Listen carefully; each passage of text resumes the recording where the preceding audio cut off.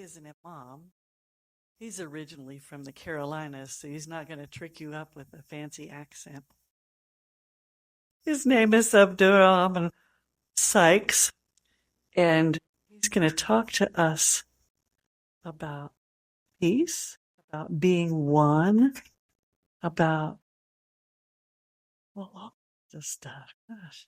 just hush and let him take over.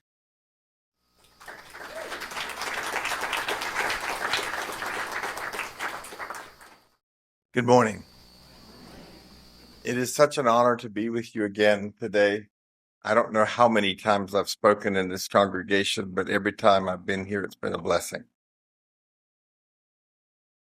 As we begin this meaningful conversation today, this discussion, I want to make it very clear that I intend not to be confrontational or divisive. Instead, this presentation is grounded in historical facts and offers views from a place of love, justice, and a desire for coexistence. The topic we're exploring is complex and deeply emotional. Still, I hope we can approach it with open hearts and minds, reflecting on shared principles of humanity, justice, and collective responsibility. Let us remember that protecting life and fostering peace are universal values cherished by people across most faiths and philosophies. I hope and pray that our time together inspires thoughtful dialogue and mutual understanding. I want to say that protecting the sanctity of all life is a fundamental value and objective in Islam. Peace should be the normal state of affairs between people. Underline, highlight, bold, should. Regardless of the difference in religion, philosophy, or anything else. In the 17th chapter of the Holy Qur'an,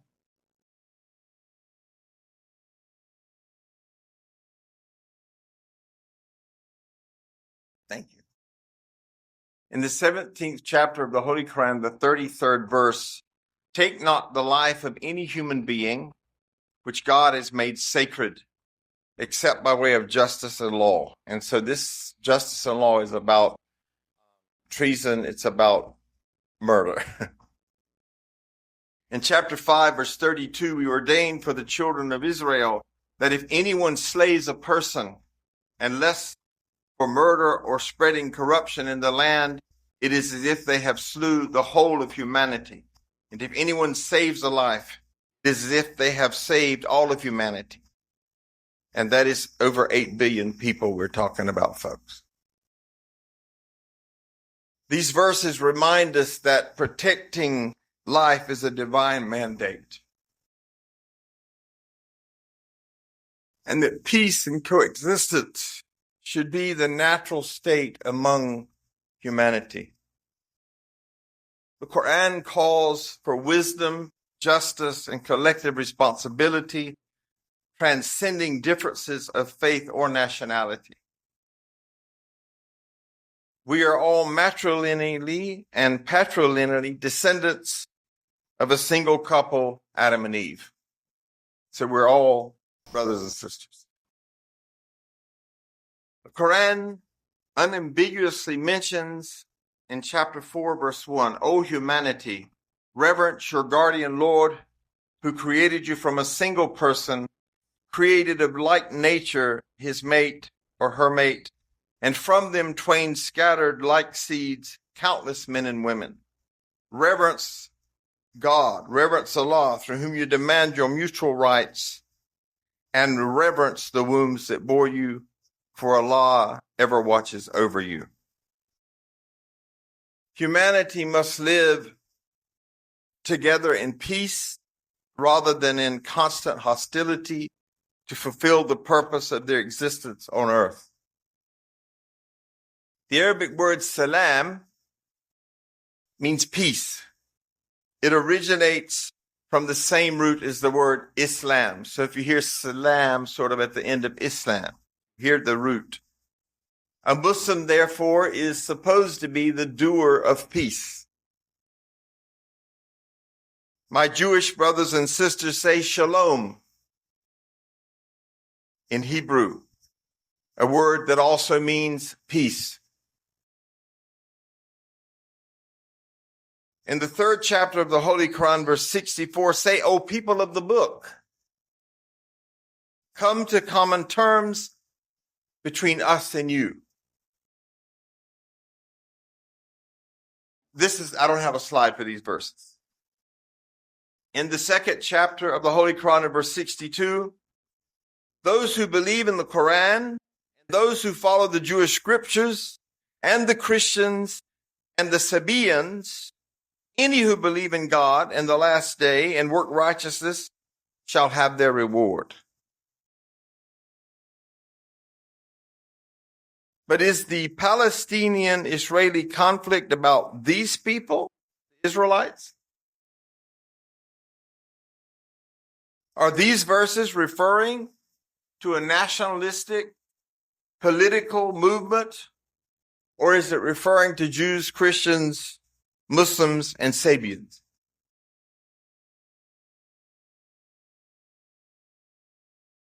Let's look at a definition or two. I have defined Judaism as a monotheistic religion mentioned in the Qur'an, which I just mentioned to you.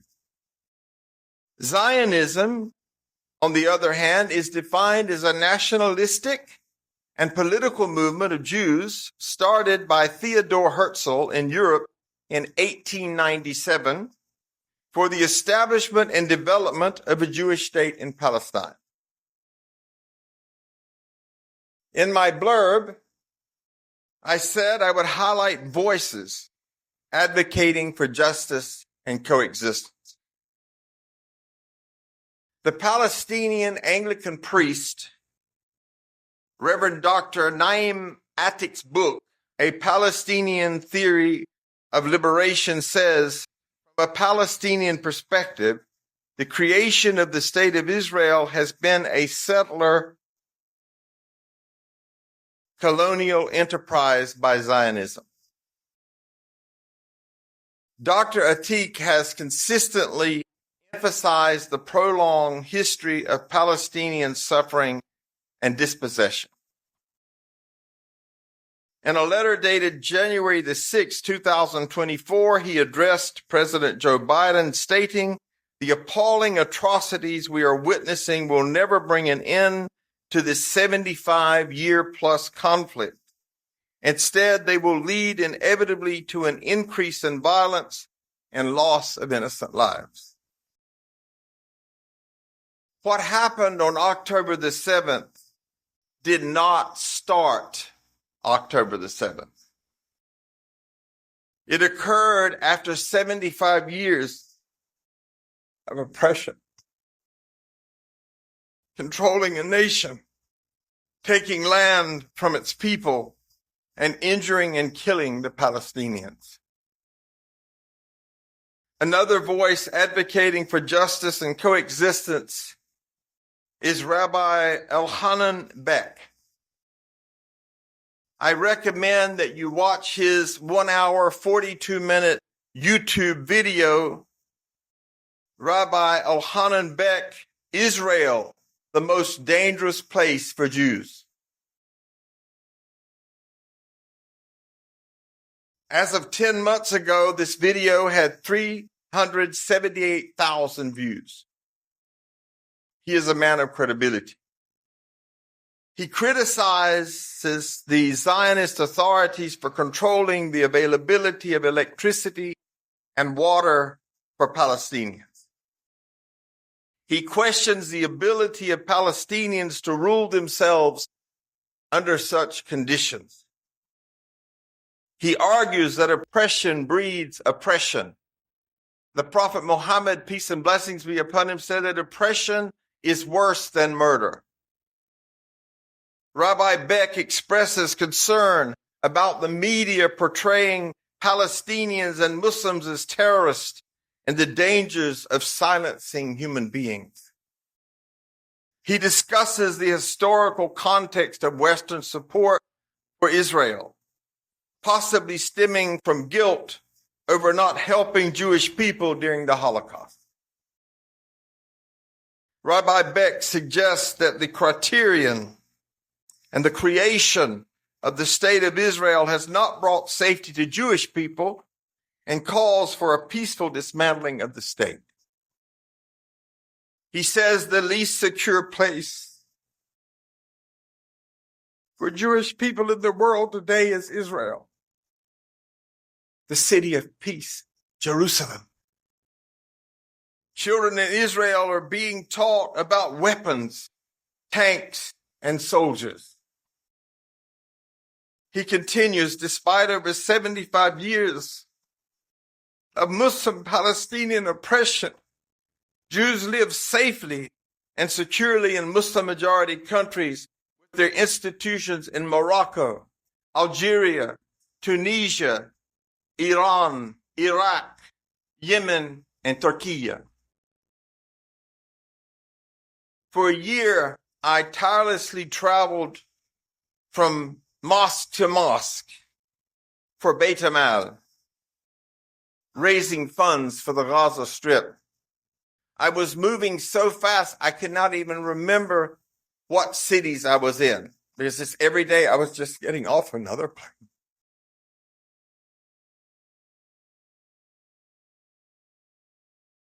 In 2019, my wife and I traveled to Jordan, Palestine, and Jerusalem.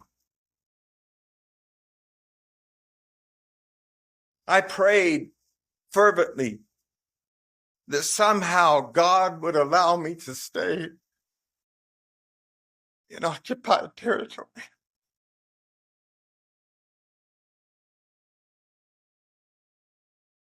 Our tour bus failed to get us back to our hotel in Jerusalem, and we became displaced. I called my new friend from AFC, which is a play on KFC, Arab fried chicken instead of Kentucky fried chicken. And I asked him if he knew anyone in the hotel business that could possibly get me a room for that night.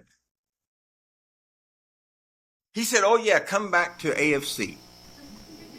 And if you've ever had the hospitality of an Arab, it's wide open. So we get to his store and we're sitting around for a while, and I'm like, what's happening? Did you call anybody?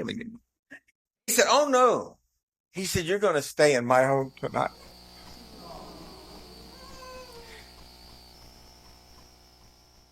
Now, he lived in Ramallah, which is Section C of occupied territory. Traveling there was an unreal experience for a 7th-generation American. Going through checkpoints with an American passport and having weapons of mass destruction pointed in my face.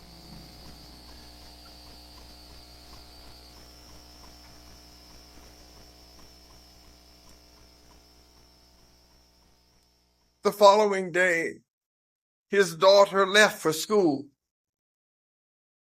I think she was 14 or 15 at the time.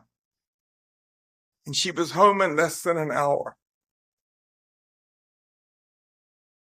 Israel retains the overarching authority and control over border checkpoints and movements in and out of Ramallah, from Jerusalem to Ramallah. Her schoolmate and friend had been shot by the Israeli soldiers and killed. She had videotaped. So I saw it with my own eyes. I immediately sent that video to Reverend Bill Barnes, who I have worked with for many years in community activist work and peace work. And from there, he organized a delegation, and we met with several politicians, Bill Nelson to be one, and Val Demings another. When we went through that checkpoint to leave that day,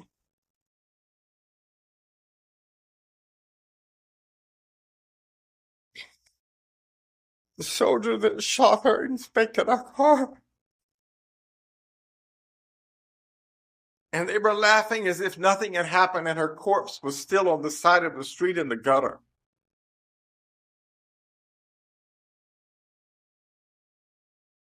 Let's get back to the rabbi. He said Jews live beautifully and peacefully all over the world. And he asked this question: is what is going on in Israel decreasing or increasing anti-Semitism?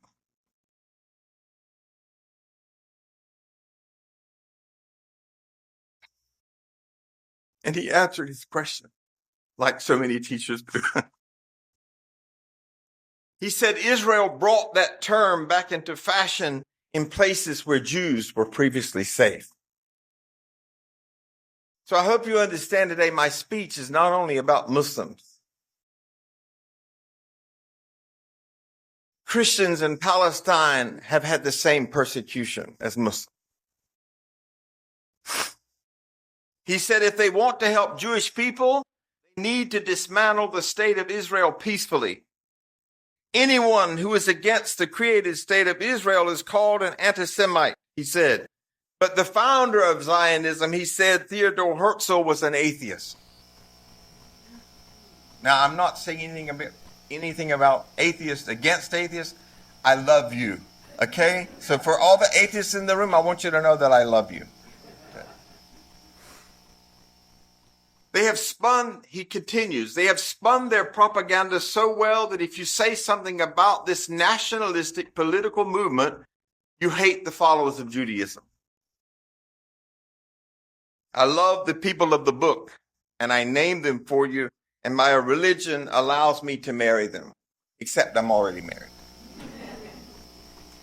Hamas has declared many times openly, we have no problem with the Jews. We have a problem with occupiers. If the Jewish people want to live a peaceful life, they are welcome.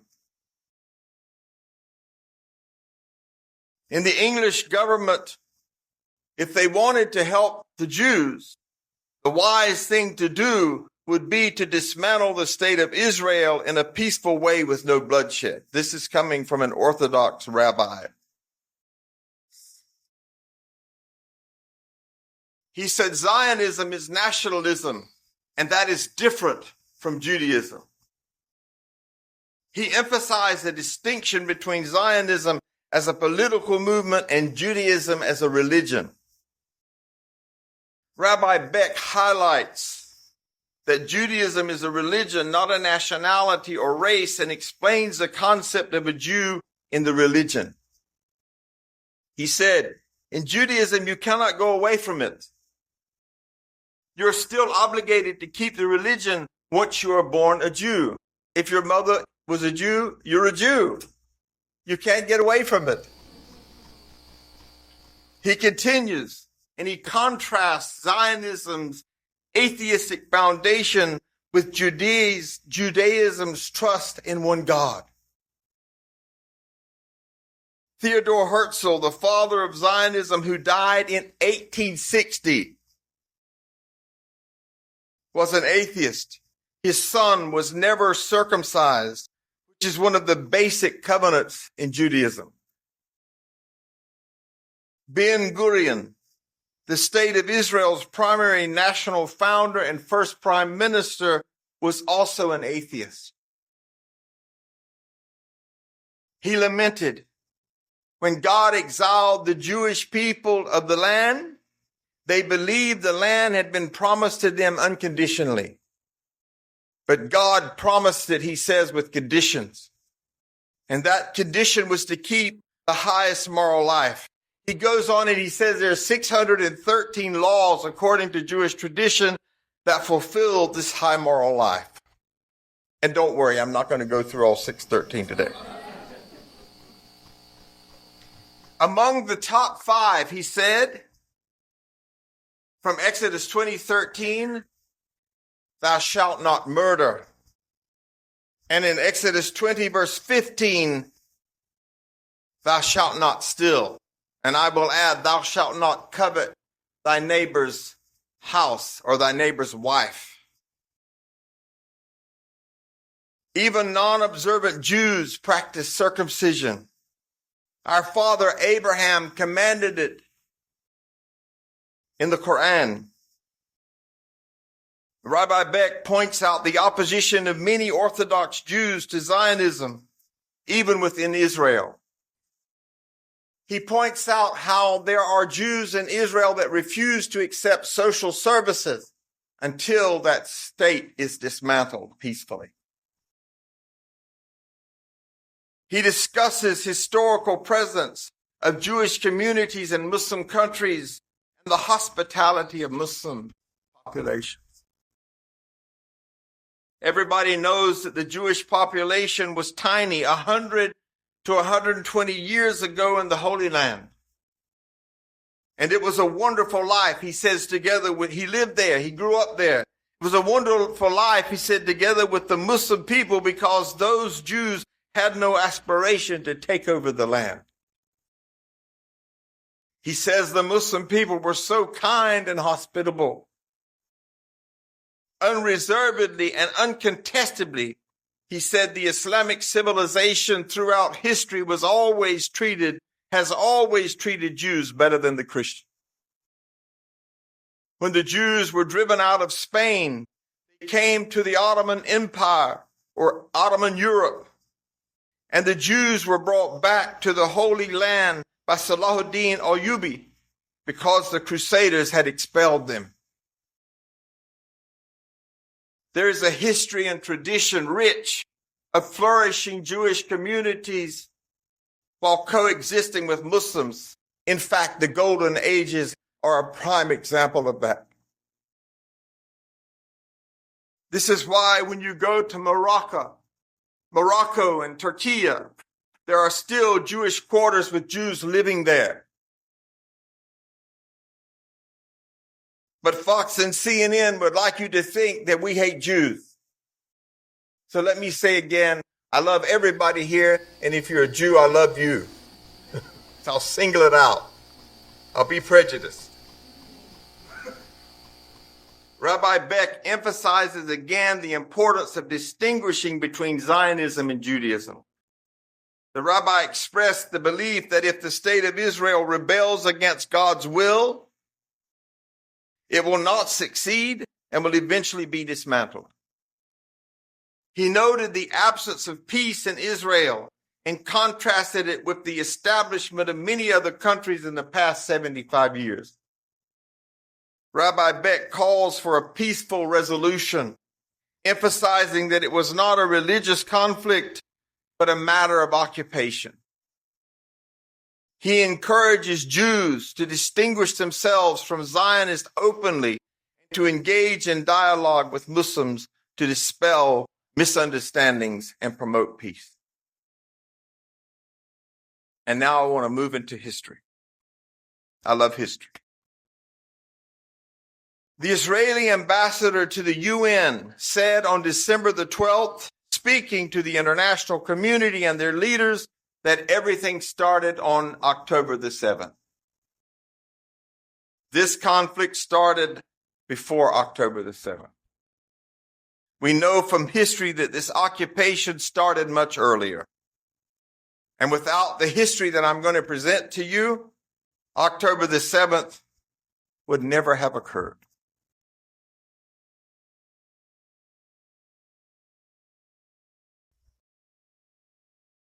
Justice was prevented before 1948. Diverse groups started like Christian Zionism, secular Jewish Zionism, and religious Jewish Zionism. These groups all advocated that Palestine was a land without a people for the Jewish without a land. But it wasn't a land without a people. Palestinians have been in that country for many generations. They did not consider them people and denied them existence. the Zionist. In the late 19th century, the political Zionist movement emerged, advocating for a Jewish homeland in Palestine. Early leaders like Theodor Herzl envisioned relocating Palestinians to neighboring countries to create space for the Jewish settlers. Let us look at a statement, historical context, a streamline, historical context, a brief history of the Palestinian-Israeli conflict. Herzl's 1895 diary entry outlines a plan for the displacement of Palestinian population. We must expropriate gently the private property of the state assigned to us. We shall try to spirit the penniless population across the border by procuring employment for it in the transit countries while denying it employment in our country. We will choke them out. And I put 2 references where this can be found, if you'd like to check my sources. As we can see here, the founders of political Zionism had a strategic plan. As early as 1895, and this was public knowledge, folks, to move the Palestinian population out of Palestine into neighboring countries, disregarding the rights of Palestinians. Britain pledged support for a Jewish homeland in Palestine, where Palestinians had lived on the land for generations. The British Mandate, the Balfour Declaration of 1917, facilitated land transfers to Jewish settlers, intensifying tensions. If I decided to come along and take any of your homes, do you think there'd be a little tension? Did I hear somebody say, hell yeah? I like that. I like that.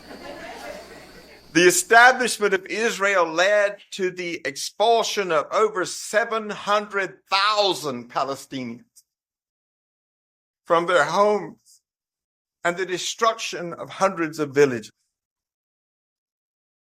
Then came the atheist Jewish leader Ben-Gurion with his expansionist agenda. After we become a strong force as a result of the creation of the state, we shall abolish partition and expand to the whole of Palestine.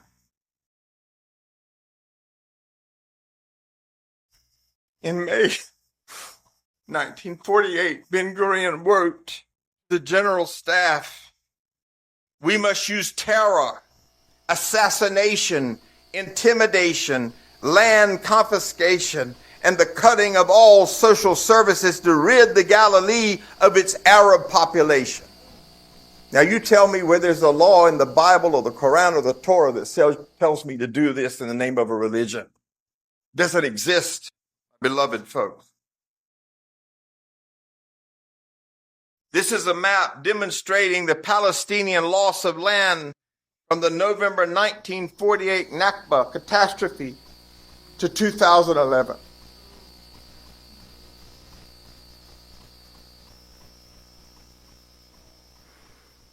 When you look at Gaza today, think of people trying to survive without social services. UN Resolution 194, adopted on December the 11th, 1948, decided early on refugees wishing to return to their homes and live at peace with their neighbors should be permitted to do so at the earliest practical date.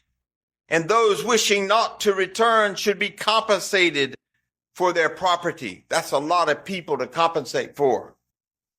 To this day, not one Palestinian has been compensated for their property, and they were not allowed to return to their homes. No thanks to the United States, and the resolution after the revolution, the return of Palestinian refugees to their homes, has been blocked. In a speech to the Somet Party on November the 15th, 1998, Ariel Sharon, then foreign minister, said everyone has to move, run, and grab as many hilltops as they can to enlarge the settlements. Because everything we take now will be ours. Everything we don't grab will go to them. And of course, this ignited the uprising. A picture is worth 1,000 words. Let's look at a few pictures. Rock throwing at tanks for Palestinians without any army to compare to the one the United States has provided for Israel. This Palestinian got 20 years for throwing a rock at this tank.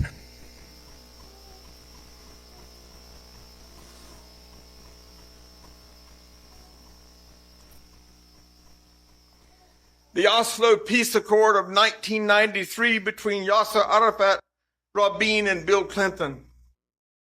What the Israelis are doing is building settlements, bypass roads, and disrupting the Palestinian presence with apartheid walls of separation. Let's look at those walls. How would you like to live on the other side of that when it was your land to begin with?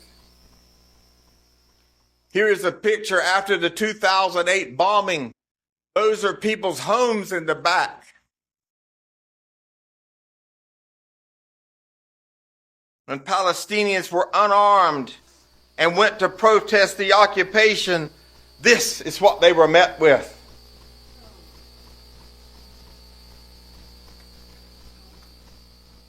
In that particular strike, more than 20,000 died and tens of thousands were dismembered.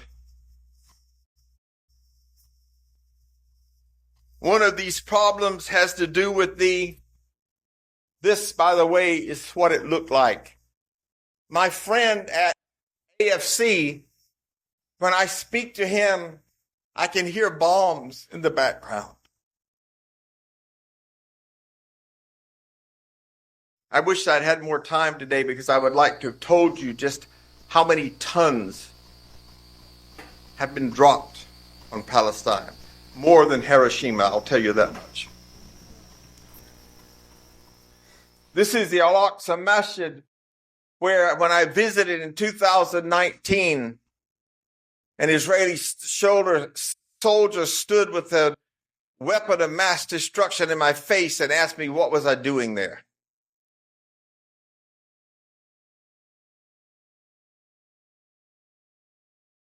Because many Israeli leaders, including Netanyahu, said to the UN, construction of Third Temple will not be an obstacle to peace with Palestinians.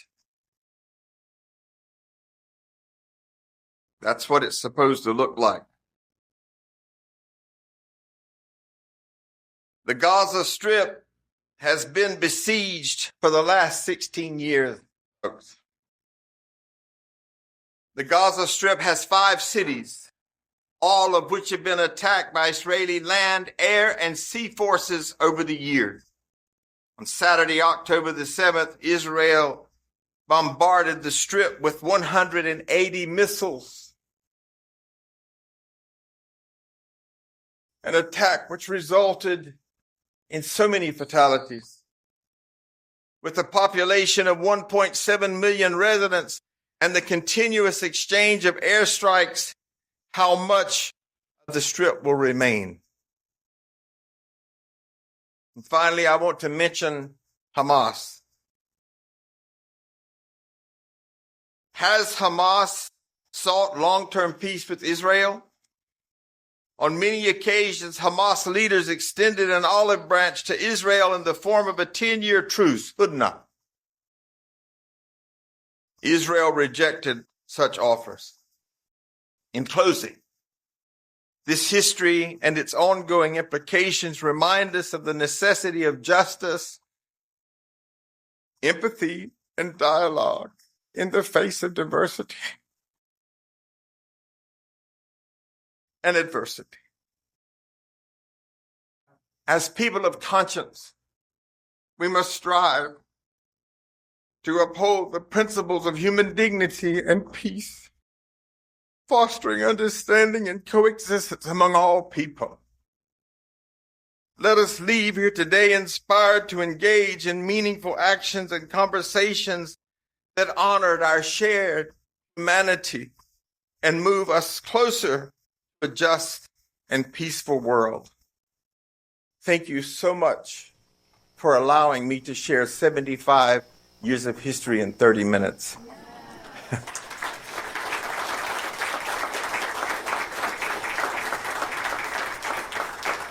I will hang around for questions and dialogue afterwards. Thank you again.